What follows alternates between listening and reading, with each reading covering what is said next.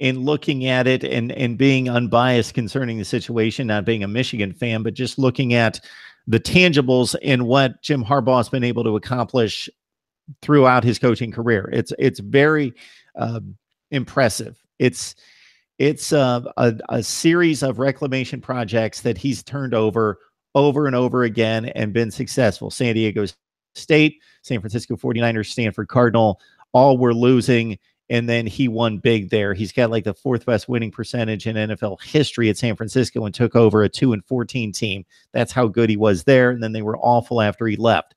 Many expected the same in Michigan, and especially with the resources that he has there. And they weren't awful. He didn't take over an awful roster. I know they went 5-7. He immediately improves it. They go 10-3, 10-3, and then they drop off this year.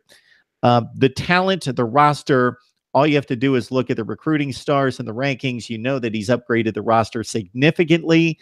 It should be trending up, but based on what we've seen on the field, especially considering what you said about not beating a quality opponent this year, then they had that chance in the bowl game.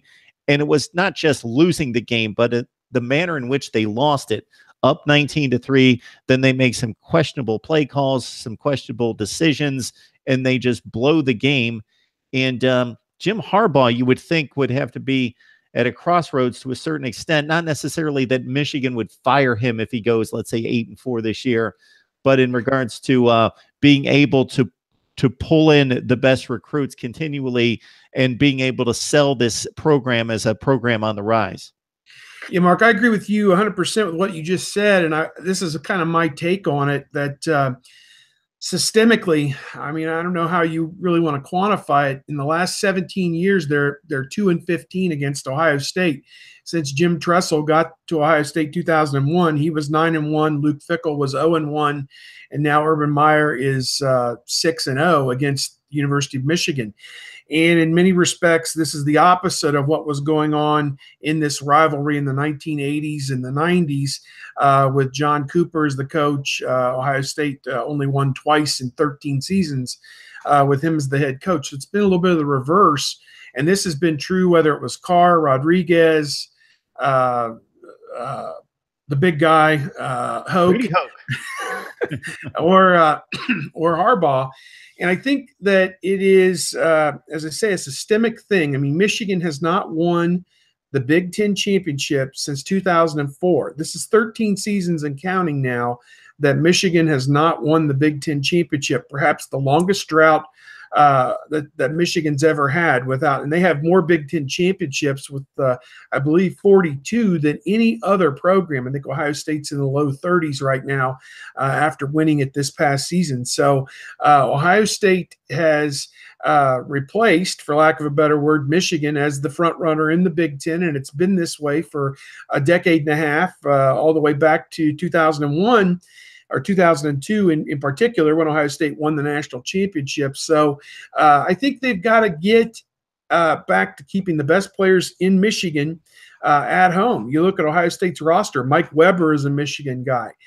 They've had several Michigan players who've come down and played Ohio State. Used to be the other way around. Desmond Howard was an Ohio guy. Charles Woodson from Fremont, Ohio, just south of Toledo. Some of Ohio's best players, I just mentioned 2 Heisman Trophy winners, were from the state of Ohio. So I think that is a key thing. I mean, it's the closest state that has the most talent, and Michigan's not done a good job, as they had in decades past, getting some of the best players out of the state of Ohio. And I think the other thing, Mark, if you look at the classes as they stack up right now for 2018, Ohio State has something like 8 or 10 national top 100 players, and Michigan may have 1. So, I mean, that number out to the side, yeah, you take it with a grain of salt because those players have to go to college and back those rankings up. But you stack that type of a disparity, class over class over class, and it does lead to the results that we are seeing on the field and have seen for the last 15 years. Yeah, there's no question that the rankings for any one particular player could be way off. If you look at the top 10 or 20 players at any position 5 years ago, you're going to find some duds, find some guys that were rated 3rd or 5th at their position that you've never heard of because they never hit the field. But in volume, they mean a whole lot.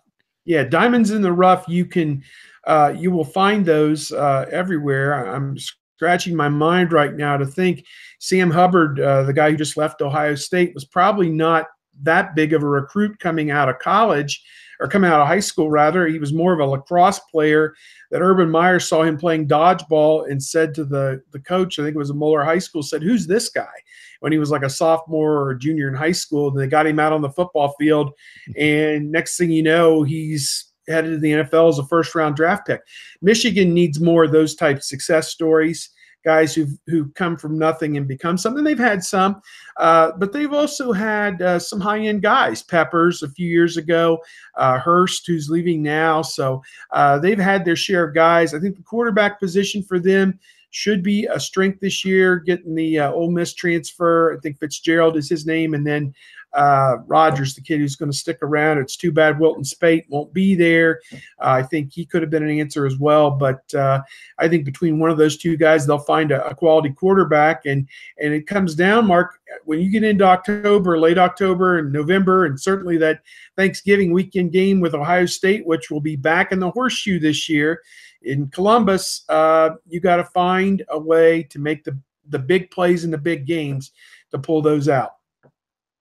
Yeah, I saw a stat this week that coming up in the Pro Bowl, AFC and NFC, that it was something like 15 out of 85 players were either 1 or 2-star athletes in college. So it happens. But if you look at NFL rosters, I've seen numbers and charts and stories on this, that if you look at 5-star, 4-star, 5 and 4 stars represented in NFL rosters is way up here, then it really tails off with the 3 and the 2 stars. Yes, it happens. J.J. Watt had to go to a MAC school and then walk on at Wisconsin. So yes, you can find all sorts of examples, but in volume, the recruiting rankings mean a whole bunch.